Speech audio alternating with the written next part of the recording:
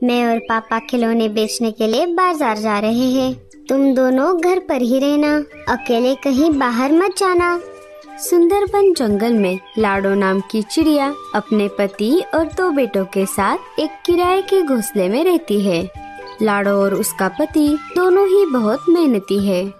वो अपना और अपने बच्चों का पेट पालने के लिए मिट्टी के खिलौने बनाकर बाजार में बेचते हैं। शुरू में लाडो ने बनाए हुए खिलौने खूब बिकते थे, लेकिन अब मीनू नाम की चिड़िया लाडो के जैसे खिलौने बनाकर कम दाम में बाजार में बेच रही है। इसीलिए अब लाडो से कोई भी खिलौने नहीं खरीद रहा। इस वजह से लाडो ने 3 महीने से अपने घर का किराया भी नहीं दिया। फिर एक दिन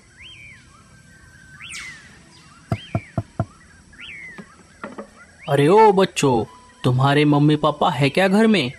नहीं चील अंकल, मम्मी पापा तो खिलौने बेचने के लिए बाजार गए हैं। अच्छा, ठीक है। ये लाडो भी ना बहुत होशियार है। मैं जब भी घर का किराया मांगने के लिए आता हूँ, ये पहले ही बाजार चली जाती है। मैं एक काम करता हूँ, शाम को आता हूँ। शाम हो जाती है। लाडो और उसका पति बल्लू चिड़ा बाजार से अपने घर लौट आते हैं। आज भी लाडो का एक भी खिलौना नहीं बिका था। लाडो और बल्लू को घर आए कुछ ही देर हुई थी, तभी चील फिर से घर का किराया मांगने के लिए आ जाता है। अरे ओ बल्लू के बच्चे, मेरे घर का किराया कब देने वाला है तू? चील भाई, हमें थोड़े और दिनों का समय दीजिए, हम आपका किराया दे देंगे। थोड़ा थोड़ा बोलकर आज 3 महीने हो गए हैं, अब बस बहुत हो गया। अगर 2 दिन में मुझे मेरा किराया नहीं मिला तो मैं तुम सबको घर से बाहर निकाल दूंगा। इतना बोलकर चील वहाँ से चला जाता है। हे ऊपर वाले, अब हम क्या करें? सुबह हो जाती है। रोज की तरह लाडो और बल्लू चिड़ा बाजार जाते हैं। खिलौने ले लो, खिलौने, सुंदर सुंदर मिट्टी के खिलौने ले लो। मम्मी, मुझे मिट्टी की गुड़िया लेकर दो ना। ठीक है बेटा, रुको। लाडो, कितने में दी ये मिट्टी की गुड़िया? टूनी बहन, इस मिट्टी की गुड़िया के बदले मुझे सिर्फ 2 अनाज की पोटलियाँ दे दो। क्या कहा? 2 अनाज की पोटलियाँ? ये तो बहुत ज्यादा हुआ लाडो। टूनी के ऐसा कहते ही मीनू मौसी जोर जोर से चिल्लाने लगती है।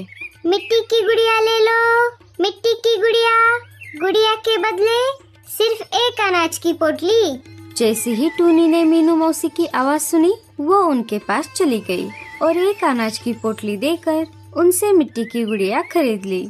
इधर लाडो खिलौने बनाने के लिए परदेसी पंछियों से अच्छी क्वालिटी की मिट्टी खरीदती थी। इस वजह से वो अपने खिलौने कम अनाज के बदले नहीं बेच सकती थी। उधर मीनू मौसी खिलौने बनाने के लिए खराब क्वालिटी वाली मिट्टी का इस्तेमाल करती थी। इस वजह से वो कम अनाज के बदले अपने खिलौने बेच पाती।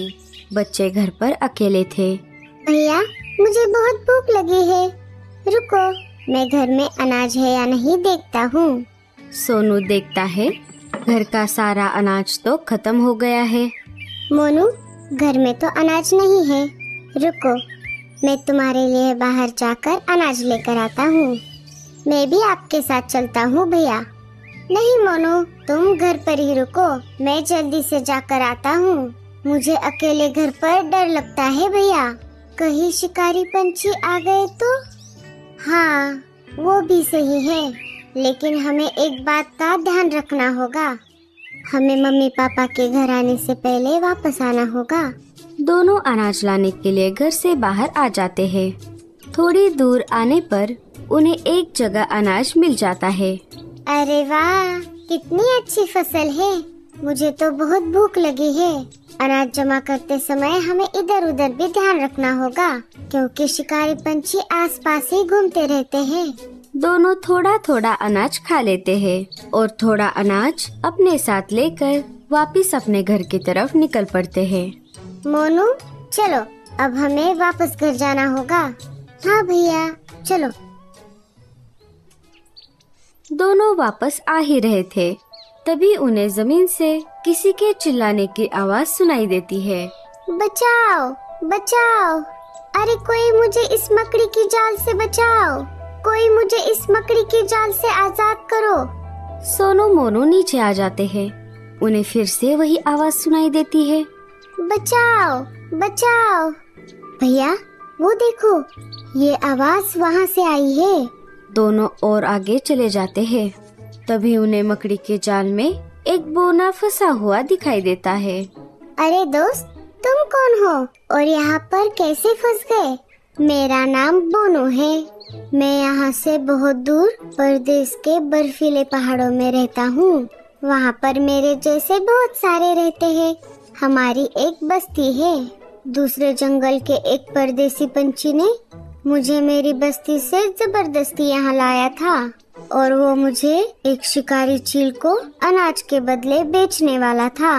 लेकिन मैं जैसे तैसे करके वहाँ से भाग गया। मैं भाग रहा था, तभी इस मकड़ी के जाल में फंस गया। जैसे जैसे मैं मेरे हाथ पैर झपटता गया, वैसे वैसे मैं इस जाल में और ज्यादा फंसता गया। अरे, तुम्हारे साथ तो बहुत बुरा हुआ। रुको, हम अभी तुम्हें इस जाल से आजाद करते हैं। सोनू मोनू अपनी चोंच की मदद से बोनू को मकड़ी के जाल से आजाद कर देते हैं। तुम दोनों का बहुत बहुत शुक्रिया। बोनू, तुम हमारे साथ चलो। हमारे जंगल के परदेसी पंछी मेरे मम्मी के बहुत अच्छे दोस्त हैं और वो कल सुबह यहाँ से परदेश सफर के लिए जाने वाले हैं। हम तुम्हें उनके साथ भेज देंगे। उनके साथ तुम तुम्हारे घर जा पाओगे। क्या क्या सच में मैं मेरे घर जा पाऊंगा? बोनू बहुत खुश हो जाता है। सोनू मोनू लाडो और बल्लू के घर आने से पहले अपने घर आ जाते हैं। थोड़ी देर बाद लाडो के घर आने से पहले अपने घर आ जाते हैं। थोड़ी देर बाद लाडो और बल्लू घर आ जाते हैं। अरे, ये कौन है? सोनू सारी बात लाडो को बता देता है। अच्छा, तो ये बात है। सोनू मोनू, तुम दोनों ने बहुत अच्छा काम किया है, लेकिन तुम्हें अकेले घर के बाहर ऐसे नहीं जाना चाहिए था। अगर जाना ही था तो किसी बड़े के साथ जाना चाहिए था। आगे से ये बात ध्यान में रखना। सॉरी मम्मी, आगे से हम इस बात का ध्यान रखेंगे। बोनू, तुम चिंता मत करो, मैं तुम्हारी घर जाने में मदद करूँगी। आंटी, मुझे बहुत भूख लगी है। क्या मुझे खाने को कुछ मिल सकता है? हाँ हाँ, क्यों नहीं, बताओ तुम्हें खाने में क्या पसंद है? मुझे दाल खिचड़ी बहुत पसंद है। क्या आप मुझे बना कर दे सकती हो? हाँ हाँ, क्यों नहीं। लाडो बोनू के लिए दाल खिचड़ी बना देती है। बोनू बड़े चाव से दाल खिचड़ी खाता है। सारे रात का खाना खाकर सो जाते हैं। दूसरे दिन सुबह लाडो, सोनू मोनू, बल्लू और बोनू परदेसी पंछियों के काफिले के पास आ जाते हैं। सोनू मोनू, तुम्हारा एक बार फिर से बहुत बहुत शुक्रिया। मैं तुम्हारा ये एहसान जिंदगी भर नहीं भूलूंगा। तुमने मेरी इतनी मदद की। इतना बोलकर बोनू परदेसी पंछियों के साथ अपने घर के लिए चला जाता है। बाय बाय बोनू, अपना ख्याल रखना। बाय। 2 दिन ऐसे ही गुजर जाते हैं और 2 दिन बाद चील अपना किराया लेने के लिए लाडो के घर आ जाता है। लाडो घर का किराया नहीं दे पाती। चील उन सबको घर से बाहर निकाल देता है। लाडो, बल्लू, सोनू मोनू बेघर हो जाते हैं। अजी, अब हम क्या करें? रात भी काफी हो गई है। माँ, मुझे बहुत डर लग रहा है। मोनू, तुम डरो मत, मम्मी पापा है ना हमारे साथ। तुम सब चिंता मत करो, मैं हूँ ना तुम्हारे साथ। चलो, हम रात गुजारने के लिए किसी सुरक्षित जगह की तलाश करते हैं। थोड़ी देर खोज करने पर उन्हें एक पेड़ पर टूटा फूटा खाली घोंसला दिखाई देता है। लगता है इस घोंसले में कोई नहीं रहता। आज रात के लिए हम इसी घोंसले में रुकते हैं। सुबह हो जाती है। बल्लू जी, अब हम मिट्टी के खिलौने कैसे बनाएंगे?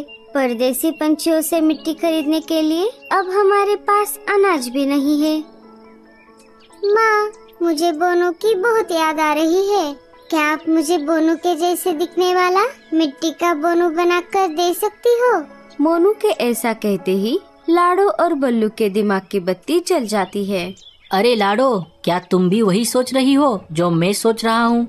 हाँ बल्लू जी। तो फिर ठीक है, हमारे जंगल के ऊंचे पहाड़ी पर अच्छे क्वालिटी की मिट्टी मिलती है। मैं ऊंचे पहाड़ी पर जाकर मिट्टी लेकर आता हूँ। बल्लू वहाँ से निकलकर ऊंचे पहाड़ी की तरफ जाने लगता है। थोड़ी ही देर में बल्लू ऊंचे पहाड़ी पर आ जाता है और वहाँ से मिट्टी इकट्ठा करता है। वापस घर आते आते उसे शाम हो जाती है। घर आते ही लाडो काम पर लग जाती है। रात भर मेहनत करने के बाद लाडो मिट्टी से बोनू के जैसे दिखने वाले बहुत सारे बोनू बनाती है। सुबह होते ही लाडो और बल्लू उन्हें बेचने के लिए बाजार में आ जाते हैं। खिलौने ले लो, खिलौने, सुंदर सुंदर मिट्टी के खिलौने, खिलौने ले लो। माँ, मुझे ये खिलौना चाहिए। लाडो, इस खिलौने के लिए कितने अनाज की पोटलियाँ? बुलबुल बहन, सिर्फ एक अनाज की पोटली।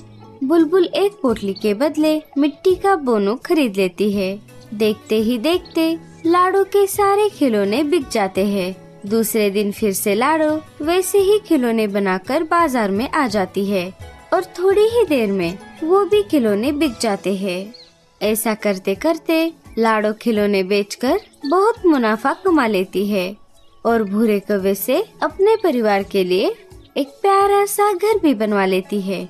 इस तरह से लाडो और उसका परिवार हंसी खुशी से अपना जीवन बिताने लगते हैं।